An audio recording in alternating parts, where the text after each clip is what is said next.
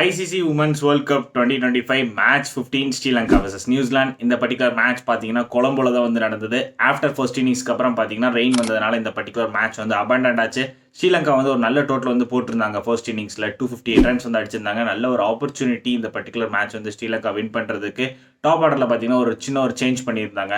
இந்த டைம் வந்து விஷ்மி குணரத்னே அவங்க வந்து ஓப்பனிங் வந்திருந்தாங்க along with சமாரி Athapaththu.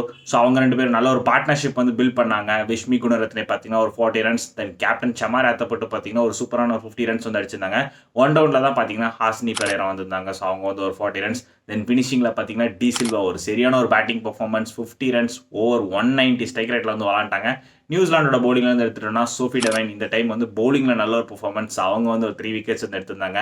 So first இன்னிங்ஸ்க்கு அப்புறம் ரெயின் வந்ததுக்கப்புறம் நியூசிலாந்து பிளேயர்ஸ்லாம் பார்த்தீங்கன்னா அந்த ஒரு கேப்பில் வந்து சின்ன சின்ன கேம்ஸ்லாம் வந்து விளாண்டாங்க, கார்ட்ஸ் விளாண்டாங்க, தென் பசில் சால்வ் பண்ணாங்க. ஃபைனலாக பார்த்தீங்கன்னா மேலே நிற்கிற மாதிரி தெரியல. ஸோ அபண்டன் ஆனதுக்கப்புறம் ரெண்டு டீமுக்கும் பார்த்தீங்கன்னா ஒரு பாயிண்ட் வந்து கொடுத்துருக்காங்க.